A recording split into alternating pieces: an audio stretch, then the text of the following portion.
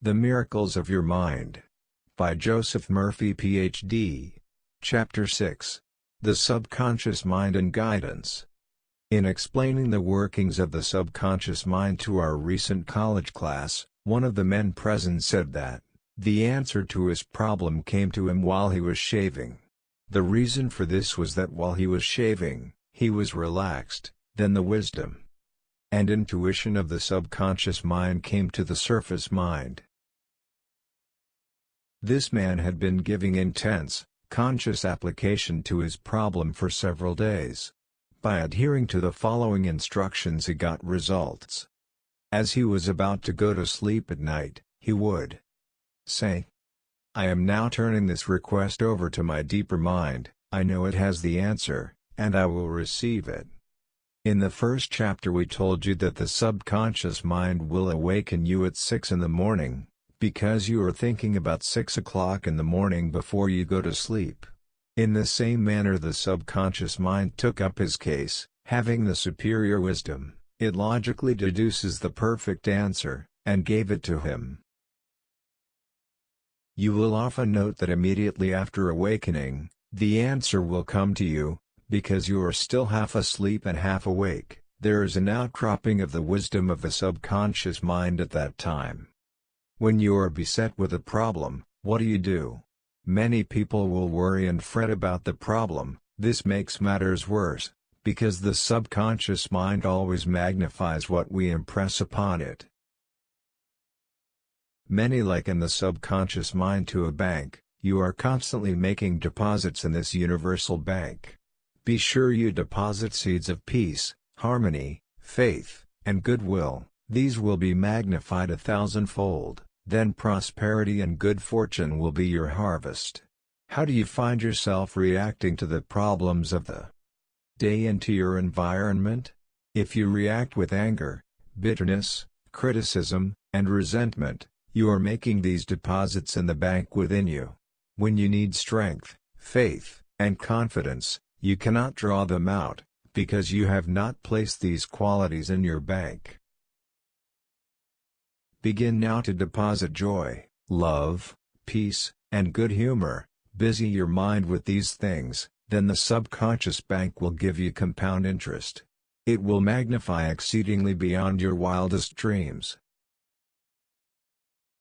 When you have what you term a difficult decision to make, or when you fail to see the solution to your problem, begin at once to think constructively about it. If you are fearful and worried, you are not really thinking. Real thought consists in contemplating whatsoever things are true, just, honest, lovely, and of good report. True thinking is free from fear. The real reason why you are fearful is because you have a false concept, or you are taking a wrong view of things. Probably you believe that external things, conditions, and circumstances control you, and that they are causative. Remember, you have dominion over your environment and conditions. Here's a simple technique which you can follow. Quiet the mind. Still the body, tell the body to relax, it has to obey you. It has no volition, initiative, or intelligence of itself, it is an emotional disk which records your beliefs and impressions. Immobilize your attention, focus your thought on the solution to your problem. Try and solve it with your conscious mind. Think how happy you would be about the perfect solution. If your mind wanders, bring it back gently. In this sleepy, drowsy state, say quietly and positively, "The answer is mine now, I know my subconscious mind knows the answer." Live now in the mood or feeling of the solution. Sense the feeling you would have if the perfect answer were yours now. Let your mind play with this mood in a relaxed way, then drop off to sleep. You may fall asleep sooner than you expected, but you were thinking about the answer, the time was not wasted. When you awaken, and you do not have the answer, get busy about something else. Probably when you are preoccupied with something else the answer will come into your mind, like toast pops out of the toaster. Never think about your problem in this manner, things are getting worse. I will never get the answer. I see no way out. It is hopeless. You are reversing the law, and undoing the good work you have done. Thinking about the answer activates the intelligence of the subconscious, which knows all, sees all, and has the know-how of accomplishment. The subconscious mind has the power to create. It also obeys the orders given to it by the conscious mind. Remember always this simple truth: the conscious mind has the power of choice, the subconscious does what it is told to do. The latter accepts your beliefs and convictions, and brings them into your experience. It is an infinite, creative power. Some time ago I received a clipping from a magazine describing how Dr. Banting solved his problem of diabetes. He had made a profound study of the disease. One night he was awakened in the early hours of the morning with the answer to extract the substance from the degenerated pancreatic duct of dogs. This was the origin of insulin, which has helped millions of people. It does not follow that you will always get an answer overnight. The answer may not come for weeks or months. Do not be discouraged. Keep on turning it over every night to the subconscious mind prior to sleep, as if you had never done it before. One of the reasons for the delay may be that you look upon it as a major problem. You may believe it will take a long time to solve it. The subconscious mind is timeless and spaceless. Go to sleep believing you have the answer now, and that the solution is yours now. Do not postulate the answer in the future. Have an abiding faith in the outcome. Become convinced now, as you read this book, that there is an answer, and a perfect solution for you. Here is a very simple technique used from time immemorial to get an answer from the subconscious mind. Calmly think over what you want, such as the answer, the harmonious solution, or the right decision. The best time to turn over a request is just before going to sleep. Relax the body, still the wheels of your mind, suggest sleep to yourself. You'll begin to feel sleepy, but you are still consciously aware and capable of directing your attention. For example, you can hear a baby cry next door, or you can hear someone walking around the house. You are in a state akin to sleep, between the waking and sleeping state. The Nancy School of Therapeutics calls this state the reverie. In this drowsy, meditative state you induce the subconscious mind to take over your problem or request. This passing over to the subconscious mind is best accomplished through the above process. You infer no opponent, you use no willpower. You imagine the end, the solution, and the freedom state. Do this with complete naivete and simplicity. Have a simple, childlike, miracle-making faith. Picture yourself without the problem. Cut out all of the red tape from the process. The simple way is the best. This is an illustration. I lost a valuable ring. It was an heirloom. I looked everywhere for it, and could not locate it. I decided to practice what I preach. At night I talked to the subconscious in the same manner that I would talk to anyone. I said to it prior to dropping off to sleep, "You know all things, you know where that ring is, and you now reveal to me where it is." In the morning I awoke suddenly with the words ringing in my ear, "Ask Robert."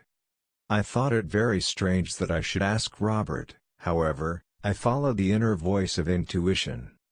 Robert said, "Oh, yes, I picked it up on the sidewalk in front of the house.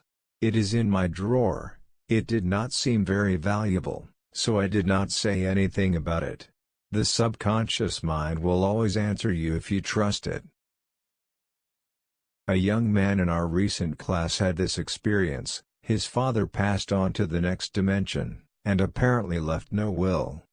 However, this man's sister told him that their father had confided to her that a will had been executed which was fair to all. All attempts to locate the will failed. During the closed class on the miracles of the subconscious mind, this young man put into practice what he heard.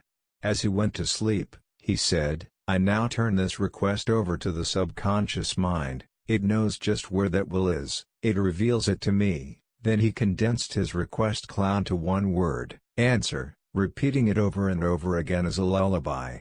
He lulled himself to sleep with the word, answer. This student had a dream that night, a very vivid, realistic dream, wherein he saw the name of a certain bank in Los Angeles and its address. He went there, found a safe deposit vault registered in the name of his father, which solved all of his problems.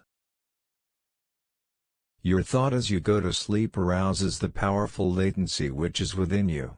For example, let us suppose you are wondering whether to sell your home, buy a certain stock, sever partnership, move to New York or stay in Los Angeles, dissolve the present contract or take a new one. Our conscious actions. The secret of guidance or right action is to mentally devote yourself to the right answer, until you find its response in you. The response is a feeling, an inner awareness, an overpowering hunch whereby you know that you know. Do this, sit quietly in your armchair or at the desk in your office. Remember that there is a universal law of action and reaction. The action is your thought. The reaction is the response from your subconscious mind. The subconscious mind is reactive and reflexive, this is its nature. It rebounds, rewards, repays, it is the law of correspondence. It responds by corresponding. As you contemplate right action, you will automatically experience a reaction or response in yourself. You have now used the infinite intelligence resident in the subconscious mind to the point where it begins to use you. From then on your course of action is directed and controlled by the subjective wisdom within you, which is all-wise and omnipotent. Your decision will be right, there will only be right action, because you are under a subjective compulsion to do the right thing. I use the word compulsion, because the law of the subconscious is compulsive. Our subconscious convictions and beliefs dictate and control all of our conscious actions. The secret of guidance or right action is to mentally devote yourself to the right answer, until you find its response in you. The response is a feeling, an inner awareness, an overpowering hunch whereby you know that you know. You have used the power to the point where it begins to use you. You cannot possibly fail or make one false step while operating under the direction of the subjective wisdom within you. Think of a garden, then you will understand the twofold aspect of mind, and the subjective law by which it operates. The conscious mind plants the seed in the soil. It decides what kind of seed shall be planted. As you know, the soil will grow whatever is planted, whether it is grapes or thorns. Similarly, look upon the subconscious mind as the soil. It contains all of the elements necessary and essential for growth. Again, let us realize it is the nature of the soil to bring forth, but as you know, it is not the slightest bit interested in what it brings forth. It does not care whether it brings forth a pear tree or an apple tree. All of the laws of nature would be violated should the soil refuse to produce or grow poisonous plants.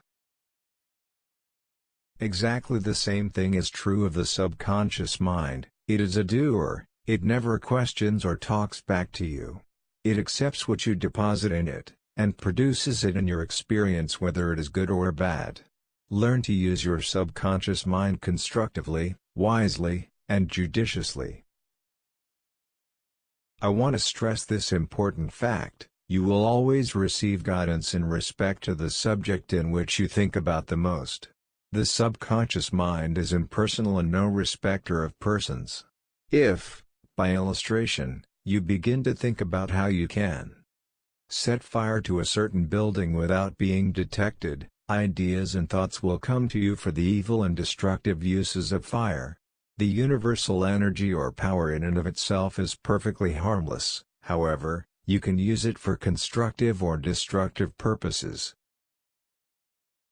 Let us take the atomic energy about which we read so much. It is perfectly harmless. You know very well it is in the mind of man that the danger of atomic energy lies. He can use the atomic energy to warm or light a house or destroy thousands of people. You receive guidance in accordance with what you habitually think about. If you think and dwell upon fears, troubles, and failure, you will be guided in the wrong direction, and more chaos and confusion will be experienced by you. Take this great thought, and dwell upon it: there is nothing to fear in all of the universe. You have the power of control through the wise use of your subconscious mind. Sit down quietly now, and think of a beautiful lake on top of a mountain. It is a still, quiet night. On the surface of the quiet, placid lake you see mirrored the stars, the moon, and perhaps the trees nearby. If the lake is disturbed, you will not see the stars or the moon. Similarly, quiet your mind, relax, and let go. Think of peace and stillness, then over the mirrored waters of your mind will move the answer to your question.